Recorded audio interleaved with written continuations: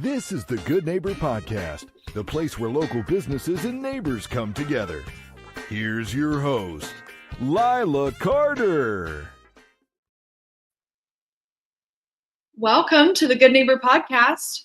Are you in need of a housing counseling and financial literacy agency? One might be closer than you think. Today, I have the pleasure of introducing your good neighbor, Jarid Shipley with NeighborWorks, Western Pennsylvania. Jarid, how's it going? It's going pretty well. Thanks for having me on the podcast. Thanks for being here. We're excited to learn all about you and your business. So please tell us more about your company. Yeah, so I am the director of operations for NeighborWorks, Western Pennsylvania. We have been around since 1968. We were actually founded by a woman named Dorothy Richardson on the north side, who really was looking around the north side and looking at her neighbors, and she realized that it seemed to be the common thing was to demolish housing instead of helping residents to retain their houses and to help flourish in the community. And so she got together a coalition, and she strong-armed some bankers into giving some funding. And because of that, they were able to do a lot of renovation and housing stabilization and all of the things that we look for in our communities to help save the north side. So she was an amazing lady, and we're very blessed that she took the initiative and was able to start that program. If you look at what used to be Randyland, is no longer, very sad, but across the street from what used to be Randyland, there's a historic marker that actually commemorates where Dorothy Richardson's first office was when she started neighborhood housing services. So we're always very proud in Pittsburgh that we are the original NeighborWorks organization, because the model has expanded. They took Dorothy's model and kind of replicated it in other cities, to the point that in 1978 it got recognized federally as NeighborWorks America. And currently there are over 250 NeighborWorks affiliates throughout all 50 states, Puerto Rico, and Washington, D.C. that do a variety of things to try to help impact homeowners and home buyers, and also to stabilize and protect communities. So it's always exciting that I get to work for an organization that started this big, massive foundation that now has over 250 affiliates. So it's very exciting. So we really we're just very blessed every day that we get to help people realize their dream of home ownership, and there's nothing better than that, watching somebody open the door to their first house. That makes all the anxiety and the struggle that often comes with home ownership, that moment just washes it all away. So what a special movement to be a part of. So how did you get into this business, Jarid? So I originally was a high school history and financial literacy teacher. I did that for a decade. And one of the things I was noticing was that we were not teaching children basic financial literacy, things like budgeting, things like the terms that get associated with credit, how credit works, how all of that aspect works, how to generate wealth, do all those things. But the other thing that was really shocking to me was that we also weren't teaching that to adults. So they weren't getting it in their formal education, and then they weren't getting it outside of their formal education.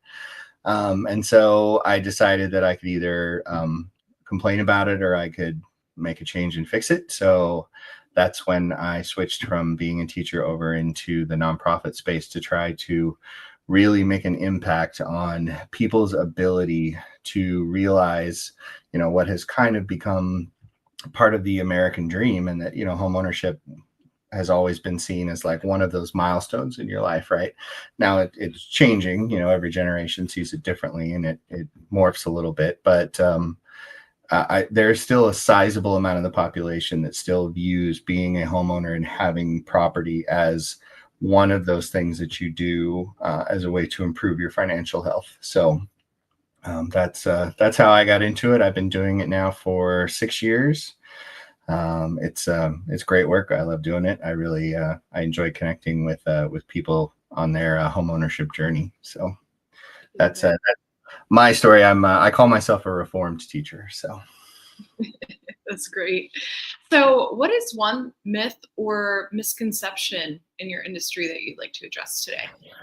oh, this is amazing. Thank you for asking this question. There is this widespread belief that you have to have a significant amount of cash in order to purchase a house.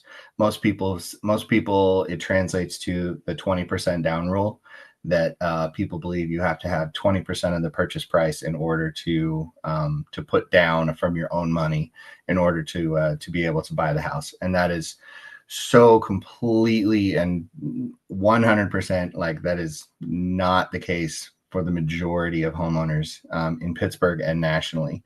There are so many programs that are through lending institutions, through nonprofits, through government agencies that will absolutely make it so that you don't have to come up with that large financial investment at the front end.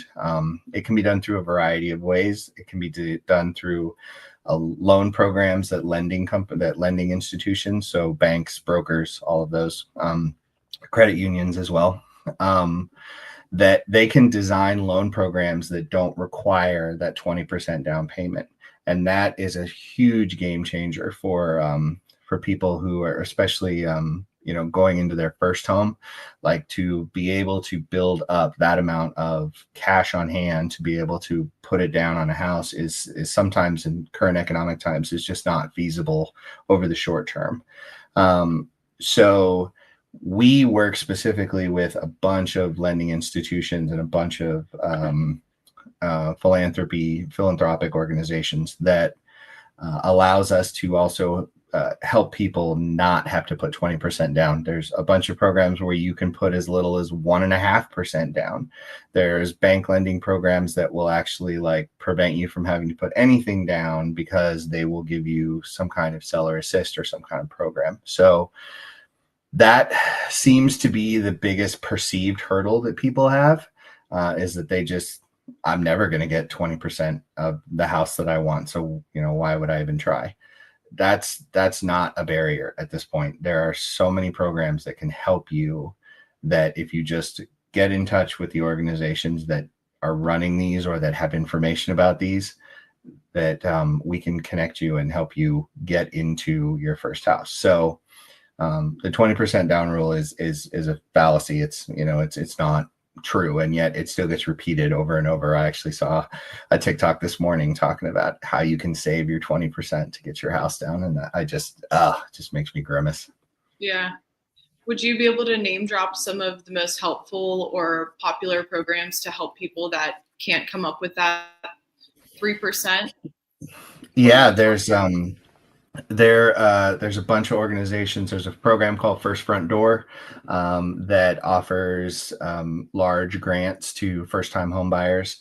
That program typically kicks off in the early to mid spring, and it's a first come first serve program. So you apply through the program, and then you go through with the purchase of the house, and they provide a significant amount of funding in the form of a grant. So you don't have to pay it back. It's not a loan. There's no interest on it. The problem with that program is it receives a set amount of funding every year. And when it runs out, the program's over for the year. So in that instance, it's kind of a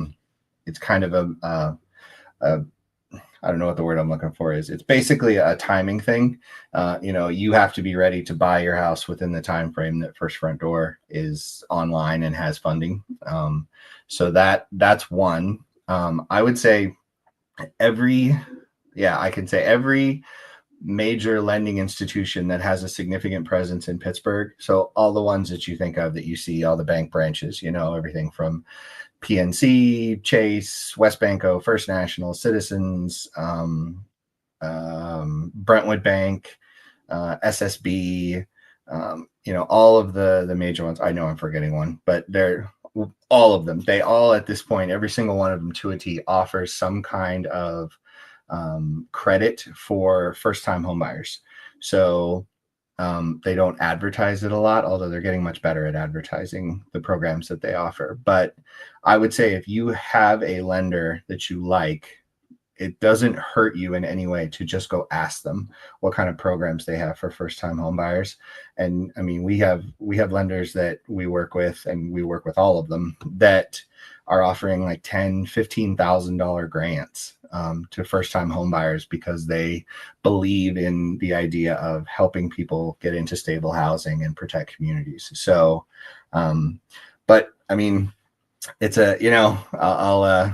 I'll take a little liberty and do a shout out to our organization, in that we keep a comprehensive list of every program that's ongoing, what the status of it is, what the funding level of it is, every bank program that they offer, every philanthropic program.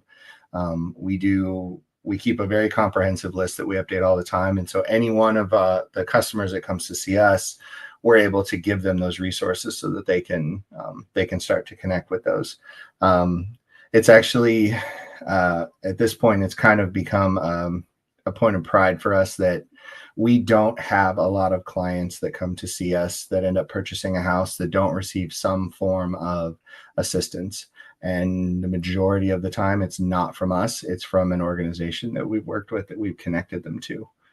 So that's also something that we're very proud of, is that we're good at connecting people with the best way to get them assistance to get them into their house. Excellent. Now, is your target market specifically first-time home owners? So we focus on first-time home buyers because they tend to be the ones that need the most help and guidance. And that's not to say they're not capable. It's just to say that they've never done it before. And, consistently we see psychological surveys that say that buying a house is like one of the top 3 most stressful events you'll ever have in your life. And so we tend to put a lot of our resources into that bucket. However, we are not exclusive to that. So we have a whole range of housing and financial services that we provide to basically anyone in the 23 counties of Western Pennsylvania. So we operate everywhere from Johnstown to all the way up to Erie, all the way down to the West Virginia, Maryland border, and then all the way over to Ohio. So anywhere in there, we're set up to do virtual services, online, engagement, all that stuff. We also do in-person events throughout Allegheny County and all the surrounding counties as well. But to the short answer to your question is no, we don't just do first-time home buyers. We also have an entire education and counseling line for people who currently own their house but are looking for information on things like how to make it more energy efficient, how to generate wealth using the asset that is your property and the wealth that you've created in it, how to prevent foreclosure, and then also NeighborWorks America and NeighborWorks Western Pennsylvania, both of us were on the front lines of the foreclosure crisis in 2007. We shifted a lot of our resources into trying to help people preserve their house and stay out of foreclosure and have a significant hit on their credit. Our first priority is always getting people into stable housing and then keeping them in stable housing. So we basically, from the moment you think you might potentially want to be a homeowner all the way through the end of your life, we have products and services that can help you with education, with counseling. Like if you come and have a question like, I think I want to do some renovations on my house, what's going to be beneficial in terms of like increasing the resale value? We can absolutely help you with that. We work with a whole bunch of experts in their field that can provide you insight and do all of that. And the best part of it is it's all free. I mean, we never charge customers for our services. That's just, we're a financial literacy company. It just seems a little odd that we would charge people to help them improve their finances. There's so much to learn in this space, whether people are learning about borrowing against the value of their home or just trying to avoid foreclosure or first-time home ownership or just growing your portfolio. I mean, have you ever thought about starting a podcast to talk to all of these different people in these different scenarios? I would love to, and it's been on our to-do list for a couple of years now. The main issue we have, one, is if we're going to do it, we want to do it really well. And we have so many good models, such as such as there's a couple of other podcasts in Pittsburgh that are very, very high quality, very good. So if we're going to do it, we'd like to do it well. The other problem is that we just are involved in so many things that are time sensitive right now. We're working on programs with the Pennsylvania Housing Finance Agency. We're working on programs with the Allegheny County Housing Authority. We're working on programs with the URA. We do all of these things, and I wish I had more hours in the day, but we don't have the time to do it well. But that's not to say that, in the future we might not go down that road. Yeah. So what else do you do for fun outside of work? I have 2 children. I have a 10-year-old girl and a 12-year-old boy, and they are immensely fun. They've gotten to the age where they're like self-sufficient, so like they can like go get their own food and do that stuff. So now it becomes like I get to be the parent that's not absolutely responsible for their like physical well-being all the time. They can like self-sustain, and so that's really interesting to see them watch and grow into the little humans that they're going to become. So I enjoy that. I'm a huge baseball fan.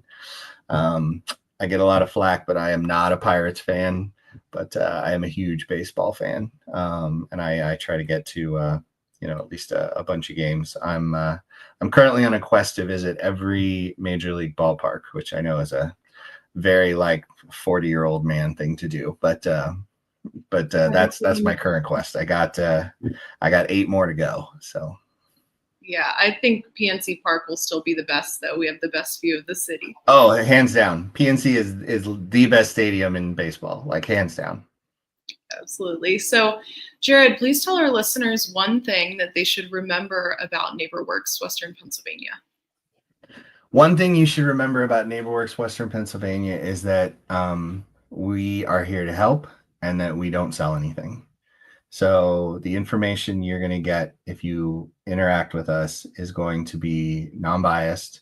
It's going to be in your best interest because all of our counselors are highly trained, certified, trauma-informed in all aspects of financial literacy, home ownership, foreclosure mitigation, rental issues, landlord mediation, anything related to housing.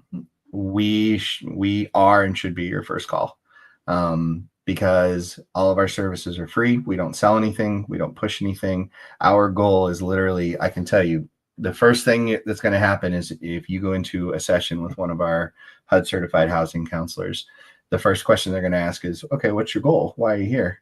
And then everything after that is going to be based around the idea of getting you to that goal, through information, through assistance, through whatever we can do. And then once you buy your house, we're still there.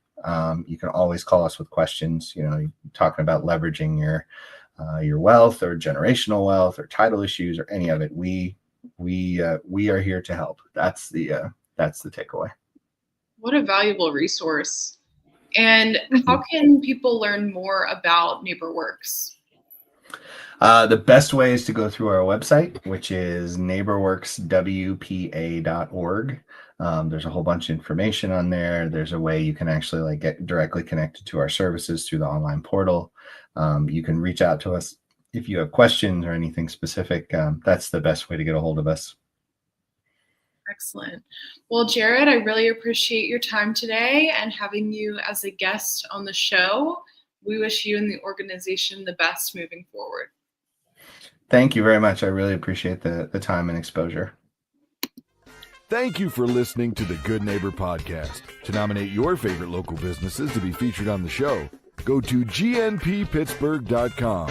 That's gnppittsburgh.com or call 412-561-9956.